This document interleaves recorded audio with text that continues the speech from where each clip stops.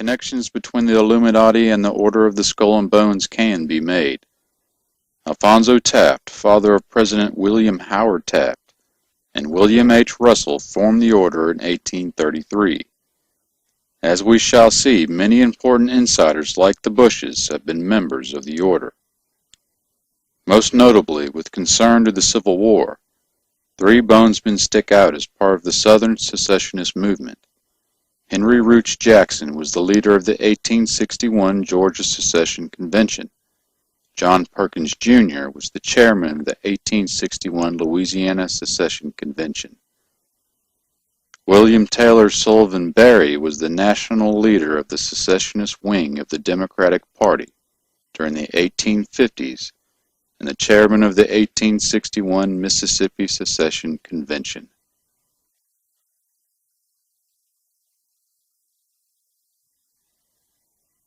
Again, we are led back to New Orleans as a key organizing place for fomenting the start of the Civil War. A member of the Skull and Bones, Samuel Todd Churchill, stated in a recorded deathbed confession, as explained by his daughter Mimi Estes. Before the Civil War, on a per capita basis, New Orleans was the wealthiest city in America. Drawn by the rich cotton and sugar plantations, abundant trade, and thriving port, Americans came seeking their fortunes.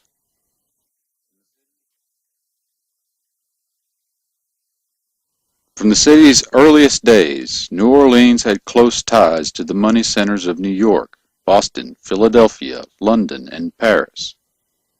The House of Rothschild's English bankers began living in full time in New Orleans in the early 1800s.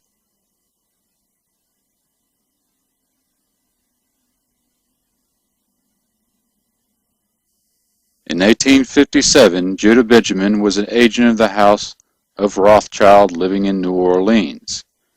His job was to fund the Confederacy and help foster a devastating civil war. Judah Benjamin started in the Confederate government as Attorney General and later became Secretary of State. Judah Benjamin was also the head of the Confederate intelligence and was a key player in the assassination of Abraham Lincoln.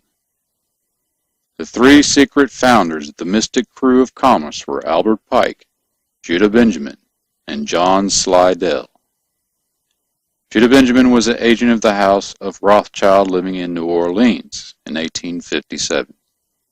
The House of Rothschild was fearful that the United States Republic would begin printing its own money and have a central bank not tied into the House of Rothschild.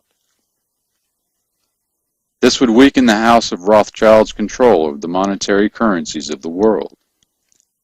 They had already established a secret bloodline elitist society, incorporating 13 of the world's most wealthy families, to eventually establish a new world order with control over the world's economy.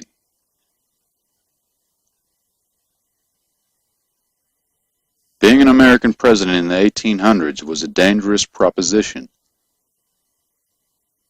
As Churchill further states,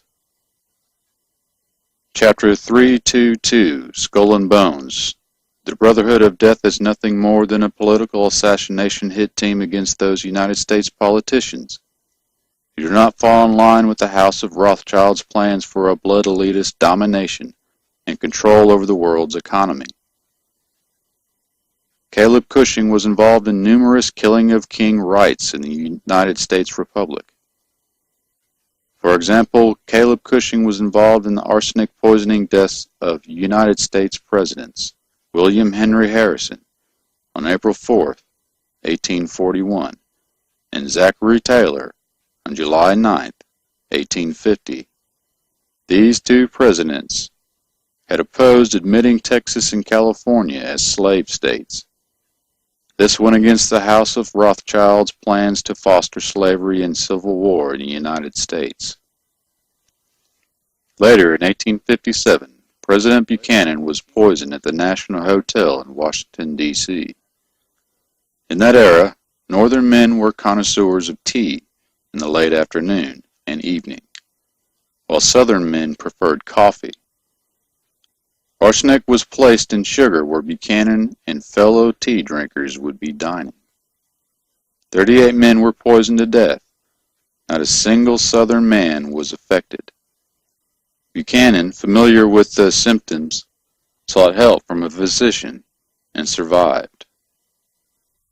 President James Buchanan survived the incident and began to politically clamp down on those who were secretly engaged in breaking up the United States Republic by fostering slavery and civil war. During the final 3 months of his term, Buchanan refused to recognize the right of any state to secede from the Union, but also vowed he would commit no act of aggression toward the seceded states. He refused to give in to demands by South Carolina to surrender Fort Sumter and Fort Pickens. But when he attempted to send reinforcements to Fort Sumter, they were turned back by Confederate artillery.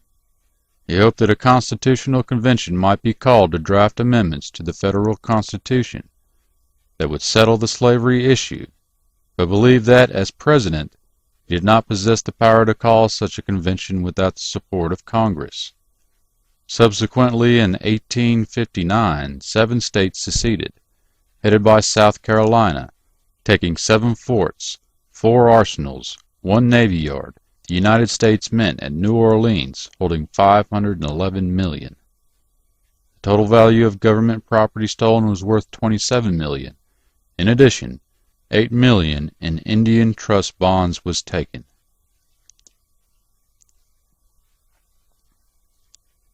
The Skull and Bones Men acted as various fronts on the secessionist movement, effectively moving the U.S. into a state of civil war. Instead of debt slavery, Lincoln would get Congress to pass a law authorizing the printing of interest-free paper money controlled by representatives of the states. Shortly afterward, the London Times would publish, "If that mischievous financial policy which has its origin in the North American Republic should become indurated down to a fixture, then that government will furnish its own money without cost. It will pay off debts and be without a debt. It will have all the money necessary to carry on its commerce. It will become prosperous beyond precedent in the history of the civilized governments of the world. The brains and the wealth of all countries will go to North America. That government must be destroyed, or it will destroy every monarchy on the globe." Albert Pike was the sovereign Grand Commander of the Scottish Rite of Freemasonry, an associate of Giuseppe Mazzini, leader of the Bavarian Illuminati after Adam Weishaupt. He was also the creator of the sub-secret society Knights of the Golden Circle, of which John Wilkes Booth was a member. Pike was the creator of the Ku Klux Klan, filled with elements of Freemasonry, including that of the position of Grand Master. Pike has been noted as the arch-Satanist in his day. And so, in 1871, he wrote a letter to his friend Giuseppe Mazzini, in which he outlined the 3 world wars that would lead to global domination. The Third World War must be fomented by taking advantage of the differences caused by the ingenue of the Illuminati between the political Zionists and the leaders of the Islamic world. The war must be conducted in such a way that Islam, the Muslim Arabic world, and political Zionism, the State of Israel, mutually destroy each other. Meanwhile, the other nations, once more divided on this issue, will be constrained to fight to the point of complete physical, moral, spiritual, and economical exhaustion. We shall unleash the nihilist and the atheist, and we shall provoke a formidable social cataclysm, which in all its horror will show clearly to the nations the effect of absolute atheism, origin of savagery, and the most bloody turmoil. Then everywhere the citizens, obliged to defend themselves against the world minority of revolutionaries, will exterminate those destroyers of civilization, and the multitude, disillusioned with Christianity, whose deistic spirits will from that moment be without compass or direction, anxious for an ideal, but without knowing where to render its adoration, will receive the true light through the universal manifestation of the pure doctrine of Lucifer, brought finally out in the public view.